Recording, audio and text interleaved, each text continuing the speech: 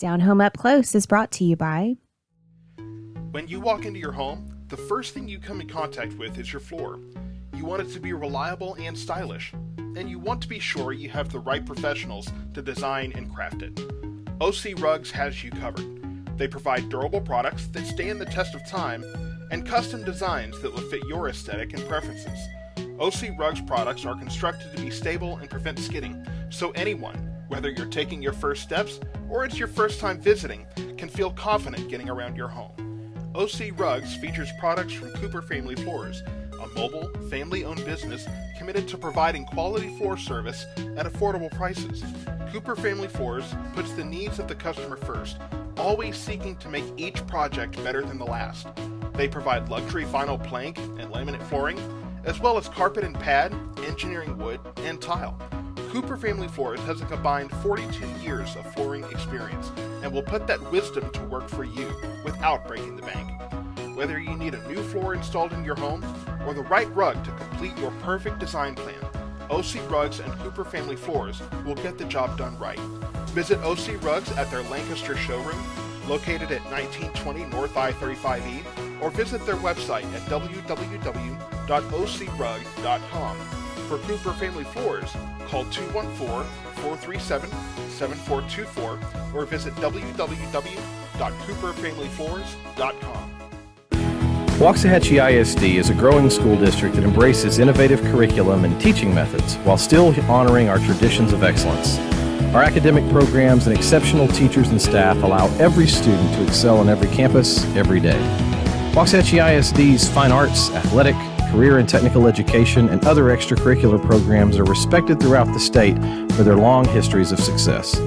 We are proud to be a vital part of the city of Waxahachie as we work hard each day to educate the next generation of our city's leaders. We are Hatchie Forever. Roll Tribe.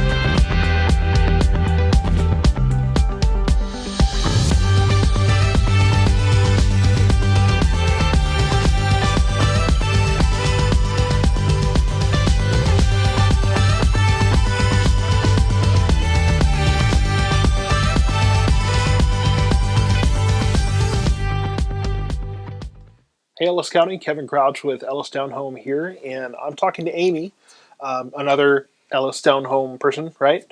And you probably saw on the page a little bit here and there about how she was in Kenya for a while.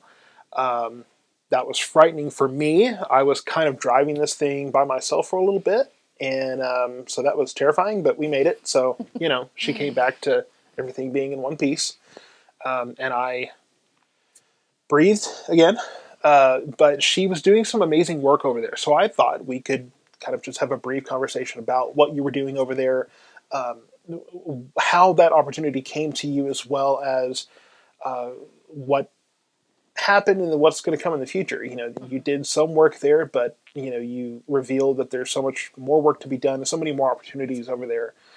So just kind of tell us, how did you get involved in that project to begin with? Yeah, well, it happened rather fast. I've been, telling people that I really thought that the next time I went to Africa, it would be to Uganda with another organization that I work with, and so this came on rather fast, and but it was an incredible opportunity. So Dave McSpadden, he lives here in Waxahachie, and he's in Rotary.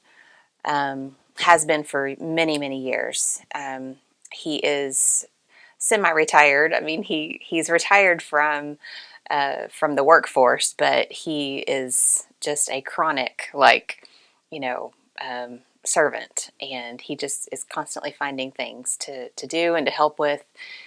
And so back in December, he met Sam Otieno, who is from Kenya, and he has been in the States trying to apply for his green card so that he's able to go back and forth as much as he wants without having to deal with visas and all of that headache. And so Sam was here and just kind of lonely and depressed, and I was like, man, like I gotta find some people, because he's so much a people person. And so he started looking up the local Rotary meetings and what are the closest meetings, when do they meet, and he stumbled upon the Waxahachie Rotary and noticed that they had a meeting coming up on a certain date, but it didn't say what time. And so I think maybe the website hadn't been updated because of COVID, and things have been so fluid for their group. And so it actually took him, maybe another few weeks to finally figure out when they meet. And he showed up to the meeting, and the first person he met was Dave. And of course, Dave, being like himself, he invited him to sit with him. And that initial meeting and conversation led to, I think, a lunch the next day. And then, just was an instant friendship and connection. And Dave just immediately knew that he was supposed to be involved in Sam's work. And so for Sam, he started a mission hospital in Kenya, I believe about 6 years ago. And he has just done it like as he can. Like he's not a doctor. He is in construction. Wow. So he would do jobs in Kenya and then fund the buildings and the staff for the hospital. And it just kind of grew gradually that way. And Sam is he is just a man of faith, and he knew that something needed to happen, and so he just would start, and he wouldn't even have the money. He wouldn't know how long it would take. He would just start. And so what has in 6 years grown to this just incredible hospital compound that has many staff, and they do what they can, but their resources are very limited. And we think hospital or anything medical here in the States, it's state of the art, clean. It is just top of the line. We get the best. And that's what we as patients expect and pay for, in a sense with, insurance and things like that. And so, but it is very, very different in Africa. It is, their buildings are very, are just basic. Some of these buildings have just basic flooring. It is so different. But for Africa, it's so nice, and it's a step up from what those patients would get, elsewhere, or, and so it's just incredible to see the work that they're doing and the people that they are able to help. But just being there for 5 minutes, I knew like there's so much more that can be done, and there's so much more that that we as Americans can really help to fund things that they need, or to raise funds for certain projects or for certain equipment that they need. And so so I ended up, I'm sorry, I'm getting to my answer. I'm sorry. No, yeah, it's all good information. Yeah. So how I ended up going to Kenya, we kind of sat down with Dave and Sam and talked about doing a website for them. And in the meantime, our mutual friend Stephanie Reyna had offered to do the website, and so she was kind of taking care of that.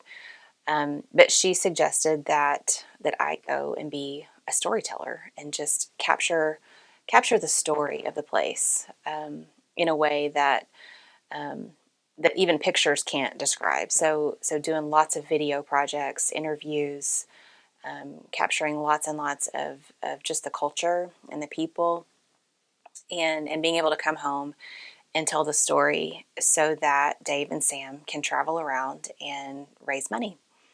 And it would be, the videos will be on the website, and just for people to be able to see for themselves what God is doing there, and how much need there is for these just incredibly beautiful people, and how we can get involved and help. Yeah, perfect. Well, having worked at Hope Clinic, where we felt like we were, sometimes limited on what was available to us, seeing some of the content that you produced definitely opened my eyes to the fact that no matter if you're talking about the top of the line hospital or a community health center, which in America, by America standards, is kind of the lower end of in terms of what's state of the art and that kind of thing. It's nonprofit, that kind of thing. But it definitely made me realize just the massive divide that's there between what we have and what these communities in a different part of the world have. So give us some examples of, you talked about the needs that are there. I know that one of those things we fundraised for here as it was happening. I was kind of helping to spread the word of that. Give us some examples of some of the needs that you came across, and I know that you guys were even able to fill some of those while you were there. Mm-hmm. I would say that, maybe the top three in terms of equipment would be an ambulance for transport, and then the ultrasound machine, which we got, which I'll explain that in a little bit, but and then an x-ray machine, I think, are probably the top three. So if you can imagine a health center that doesn't even have an x-ray machine. Mm-hmm. And so what ends up happening is, and we watched it play out one day. A guy came in on a motorbike with a broken leg. Okay, so you can already imagine how painful that must have been to bounce along with a broken leg on a motorbike. Right. And because that's pretty much the main way people are transported in Africa, is just these motorcycles. Mm-hmm. And so they brought him in.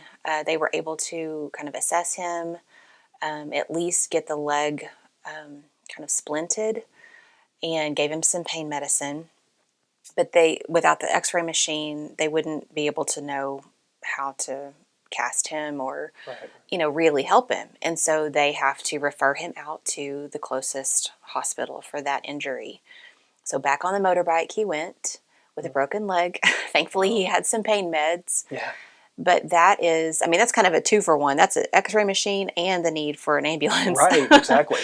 Because, these people are in pain. These pregnant women are in peril, or they're in labor, and they're having to be transported on a motorcycle. And that's just unimaginable for us to even really put ourselves in that position. But that's daily reality for them. And so I believe that, there are some projects or some funding underway to possibly get an ambulance provided. And so I'm grateful for those possibilities that are already in play. And then the ultrasound machine, the way that kind of came about was, again, one day we were there and we were doing some interviews in the morning, and then when we finished, we were made aware of a situation about a mother who had come to the campus, and she was leaking amniotic fluid and thought she kind of had been for maybe a few days. So she was becoming worried about it. She could feel the baby moving less and less, and so she wanted to come get checked out. And so she did. So she came. They checked her as much as they could, but they had to refer her out to another hospital to go get the ultrasound. And in Kenya, the system is not for the people. So this is the public government system. Keep in mind, RTC is a mission hospital, so they are trying to be funded and to give people free to very inexpensive care. Yeah. And so it's just a completely different world. Right. But in the public hospital, when you go, they won't even treat you if you can't pay. That you have to pay everything up front. You have to pay for your gloves. You have to pay for your linens. Wow. It's crazy. Wow. Yeah. And so if you can't pay for any of those things, then they won't treat you. It doesn't matter if you're in an emergent situation. Yeah. If you're in labor, it doesn't matter. They don't care. So the Hippocratic Oath is out the window. Oh, yeah. There is nothing wow. like that. And Yeah. so it really is all about money. And I think the medical staff in these government places, they're just so overworked and underpaid themselves. And I think it just kind of creates this cycle of like, this is not about people. And so, so she ended up having to go and find money to get there. I believe it was on a motorbike, and she got to the place, and the normal technician for the ultrasound equipment was not there that day, so they did their best. Yeah. And when she came back to RTC, it was an incomplete picture. Like they couldn't even tell anything from it. Wow. So they had to send her away again. And as they sent her away again, she ended up in one of the county hospitals, and just her situation was totally horrific. And she was treated less than dirt. I mean, I ended up interviewing her later, and it was just horrible to hear of her experience. And her baby did not make it. And so, in the meantime, as this story is playing out in real time for her, Dave and I took to Facebook, and we, made a plea for the money to raise a $6,000 ultrasound machine for the hospital. And people responded and were incredibly generous, and we were able to, we call it the 2-day miracle, because in 2 days that money was raised. Wow. And the order was placed. Yeah, immediately. Yeah. So it was incredible to be a part of something that that has blessed and will continue to bless this facility in ways that we can't even imagine. So you said we'll continue to bless. So tell us a little bit about kind of what the future looks like. There's obviously more needs that are there, right? And so much more work to be done. And I mean, I get that you're fighting a systematic problem. Obviously, there's only so much you can do. Right. But on the level of that clinic, there's things that can be hopefully addressed and that kind of thing. So you have the footage that will be posted. And so what do you see happening in the future with RTC and possibly your involvement? And what are some of the things that maybe upon leaving you kind of thought, okay, here's maybe what the next steps look like for those efforts that you were involved in? Yeah. Well, my sole immediate job is to take this footage and create some videos that Dave and Sam can use. That's my number one priority for what needs to get done. And then I think beyond that, there will be more video projects that we need for the website just to communicate the story, and just some alternate, other interviews that are important and that people can just find out really as much or as little as they want to. Right. And so just getting those things created and organized and getting those to Stephanie so she can add them onto the site. And I think that as far as, kind of what's next, while we were there, this is just the way I love Africa. And I love Sam because, while we were there, we actually tore down a building that used to be the maternity ward. And Sam decided, like, we're just going to start this 3-story new clinic. Wow. Wow. And Dave, he asked Dave to lay the foundation stone, and he prayed, we prayed over it, had a whole groundbreaking ceremony just right there. Mm-hmm. We had no idea we were going to do that when we got there. Right. And so, so that building is now in process, and it will be built just like everything else as the money comes in. And it will be built by the amazingly strong African young men who we watched in amazement, just how they, with such precision and strength, dug these trenches and laid these foundations, and it was incredible to watch. And so So that is a huge project that is kind of a next, Yeah. and that will include 2 surgery theaters, a brand new maternity ward, an ICU, just more beds for patients and Right. people to be able to be there and be comfortable and be taken care of. And so that's a big project. Sam is also very passionate about medical missions. So he has a mission house on his property that is about halfway built, because that's the way we do things. It's how it goes. Yeah. And just this week, there's a family who is anonymously going to complete that Oh, wow. that house, and so that's another miracle that we're just Yeah. celebrating. And so that will be a nice and comfortable place for people from the States to come over, stay, and be able to train his staff and just bring some, technology or resources or things that they have that they can donate to the facility. And so that's a next. Yeah. And people are already, there are several doctors already already excited about going. And I think, as far as I'm concerned, we already have plans to go back next April, or next end of March, because Dave is turning 80. Okay. And they are already planning his huge African birthday bash. Well, there you go. That sounds awesome. And of course, I want to be there to capture it Right. on film. Yeah. So there's plans to do that already. Very cool. And who knows? I'm open to God. I want to be used by Him to tell the story of these precious people, and do whatever I can with my artistic direction to tell these stories, to just move in the hearts of people here, and so they can freely and lovingly give. Absolutely. Give back. Absolutely. So, tell us how people can get involved. Obviously, Sure. that footage will be on the website, forthcoming. Not there yet, but where should they watch for all of this, and then how can they best support those efforts? Sure. So rtcmissions.org is the website. It's already up. We'll just be, it'll be evolving as we go. But that website is up and has a lot of information that people can see. There's a donate link if they want to give.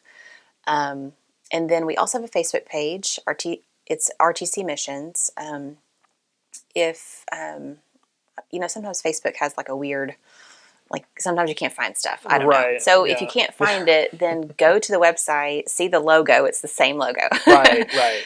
But you can actually go onto the Facebook page and scroll back and see kind of the, the footprints of our journey, and be able to kind of relive that. So, so that has lots of pictures and kind of the day-to-day story of what happened. And, just we would love for any doctors or nurses who are interested in medical missions to reach out. Let us know you're interested, and we can definitely begin working on, trips and figuring out those details. So, I will say, for all the faults of social media, it was really neat for me to be able to follow what you were doing, follow what was going on.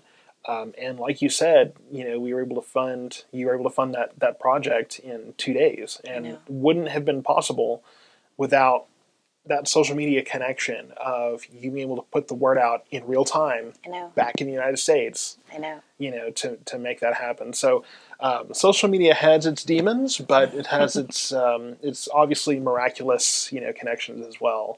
We said that over and over. Right. Like as we were kind of watching this unfold, because Sam isn't a proponent of social media. He just kind of has his opinions. But he was even a believer in the good of it by the end, and he couldn't believe what people had done. I mean, he was so moved and so grateful for people here who cared enough to give of their money for people they'd never met.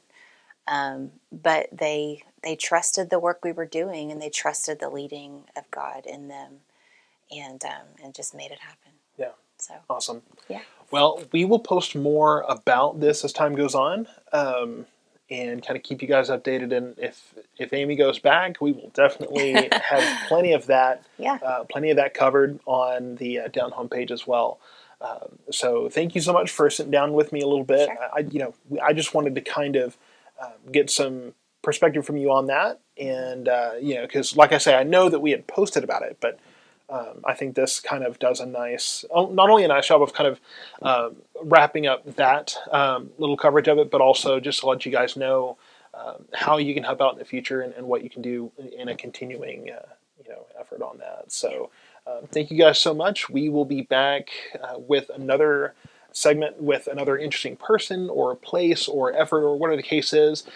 This was a story that goes outside of our usual scope, but this is what we do, right? We try to tell the stories of miracles and of progress and of giving and hope and those kinds of things. I think stories that we're hungry for after 2 years of just constant fear and negativity and all these things. So this was a good story to tell. And if you're interested in that, obviously get in touch with us. We can help you with that. And if you're interested in medical missions here in the United States, I mean, we've got I mentioned Hope Clinic. We've got places here locally too that you can be involved in as well. So thank you for watching, and we will see you guys next time.